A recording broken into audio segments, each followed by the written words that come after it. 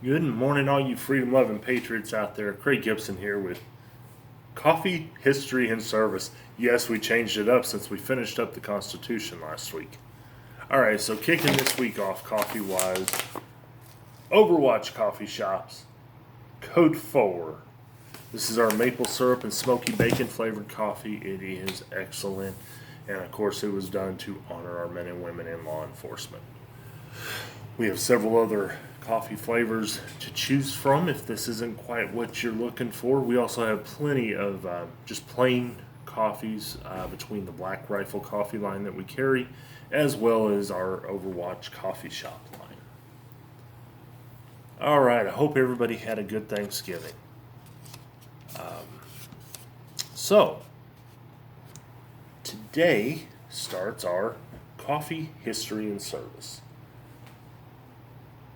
Now, I know if you listen to the media and you see what's going on throughout our nation and what has been going on for some time now, it is easy to tell that we are not a big fan of history anymore.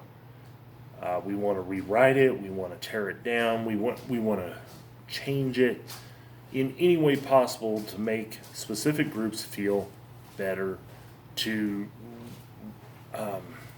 right wrongs that many of us had nothing to do with, depending on which time period we talk about. So, history being as important as it is, I figured, you know what, let's dive into some history. And why not talk about pandemic history here in the U.S. since we are still in a pandemic right now? All right, so there's going to be some math involved here, guys. Let's first talk about population. And now I did not break it down population by each pandemic because if you look back at history, we are in the fifth one since basically 1900. So, 1918, the world population was approximately 1.8 billion people. Now, we look at population today in 2020, we're looking at 7.8 billion people. So it doesn't take a rocket scientist to figure out that's a huge number, larger than it was in 1918, right? We can all agree on that, correct? Okay, so let's start with the 1918 H1N1 flu pandemic. Flu pandemic in 1918 infected approximately 500 million people worldwide. Of that 500 million people, there was anywhere, and it depends on where you look, because even the CDC can't give you accurate numbers, 25 to 50 million deaths worldwide. Now think about that. You've got 500 million people infected, 25 to 50 million deaths from a pandemic out of a population of only 1.8 billion people. That's a lot of deaths. That's a lot of infection. Right here in the U.S. alone, we had 675,000 deaths. So, I don't care which pandemic we talk about after that, that was huge. Between the smaller population, the larger number of infected worldwide, the larger number of deaths worldwide, the larger number of deaths right here in the United States. So when I hear people in the media and our elected officials talk about it's the worst pandemic in history, no, it's not. Now, I get it, we're not done yet. And it moved rapidly. I understand that. And this is a different virus. This isn't a flu virus. This is a coronavirus. I understand that as well. But stop driving fear into people because and see this is a reason why history is so important. This is why we must understand history. We must learn history because guess what? That was a lot of people. And not taking anything away from those that have been infected now or those who have died now or their family members because the death of of someone close to you is hard no matter what it's from, whether it's a pandemic, cancer, heart disease, stroke, whatever the case may be. All right, so we had 1918. And then again, 1957, we had the H2N2 pandemic, which, okay, we had about 1.1 million people worldwide infected, with about 116,000 dead here in the U.S. Okay. Still big. Again, anytime you have mass death, it's it's hard on everybody. Okay. Then we had the 1968 H3N2 pandemic. 1 million worldwide, 100,000 in the U.S. infected. I'm sure there's death numbers out there, but like some of this is just not as easy to find. And like I said, you cannot rely on any one source, because the CDC on many of these, they have a range of, it could have fallen in this range, which would bring the numbers higher or lower depending on how you looked at it. So it's not an exact science to try to pinpoint these numbers. And I know there's a lot of people out there right now that are like, well, the numbers are higher than what they say because they haven't all been reported. Maybe not. Because if you look at the number of false reportings, deaths that have been reported as COVID related that had absolutely nothing to do with COVID, false positives on infection rate, I think it all kind of balances out. I think the numbers are probably right where they should be, with a minimal margin of error at this point. Now, I understand there are some countries that don't feel it necessary to report accurate numbers. Fine. But here in the U.S., I'm going to go with we're probably right where we need to be. And I know maybe I'm being a little optimistic on that. All right, so 1968, we covered that one, the H3N2 pandemic. Now keep in mind, these were all influenza pandemics. Completely different virus than coronavirus. So understand, I'm not saying that they're the same.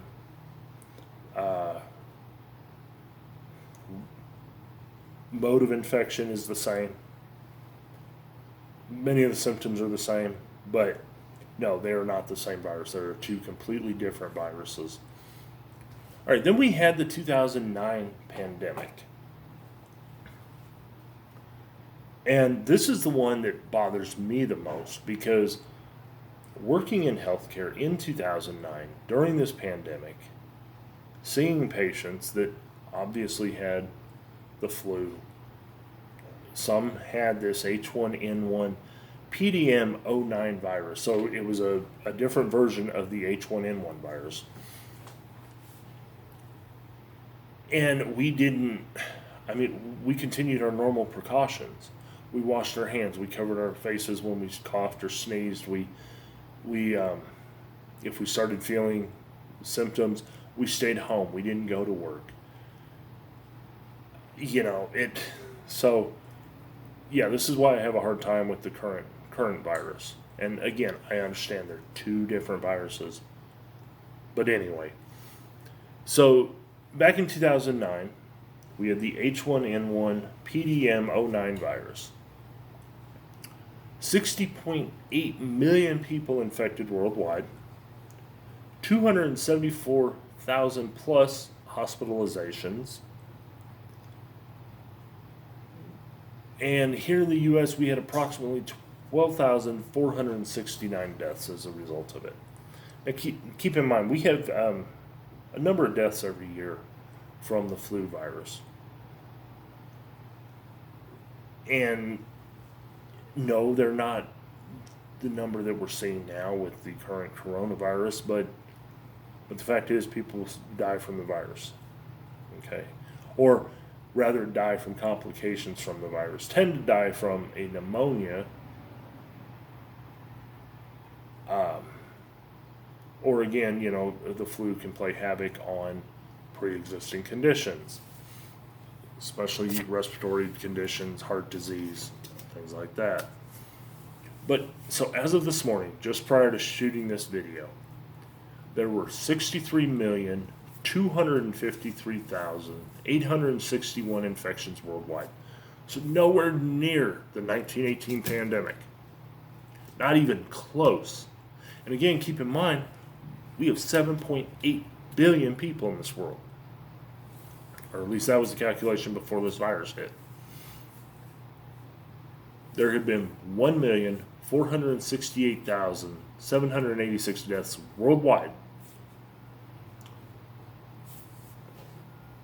with a recovery. Now keep in mind, we only have over 63 million infections, but the number of people who have recovered from this virus have been 43,751,900 recovered.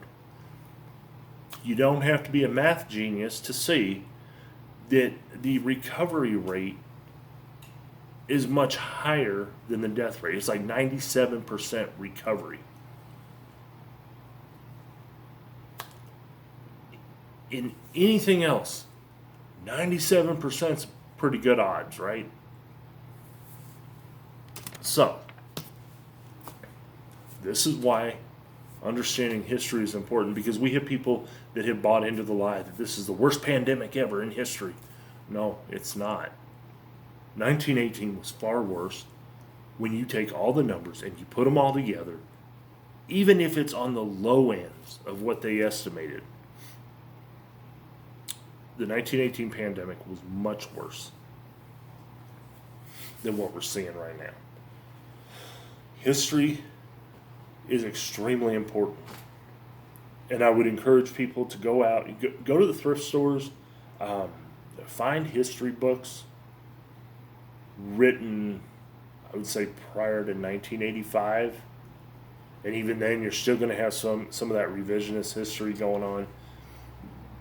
But, and teach your kids, teach your grandkids real history, what really happened.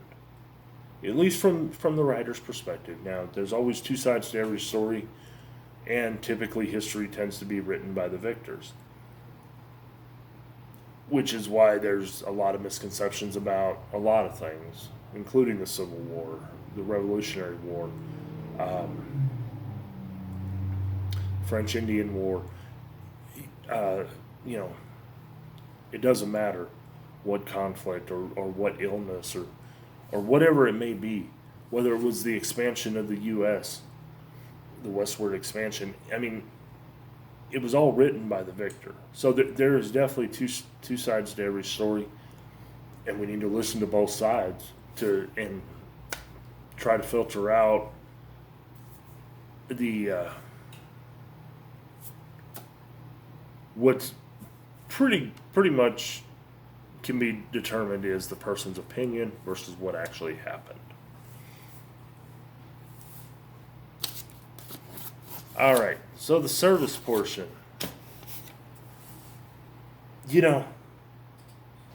We have professions out there that are required 24 hours a day, 7 days a week, 365 days a year. There is no closing them up.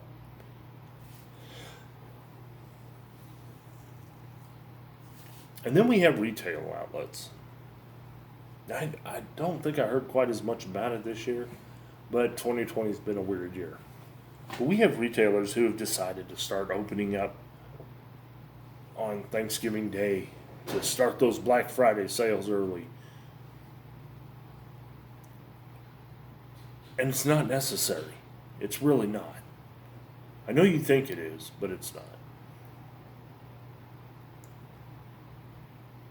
So our men and women who serve in capacities such as police, fire, EMS, doctors, nurses, flight crews on the life flight helicopters, our military personnel, these are people that have to work regardless of a holiday, birthday, whatever the case may be.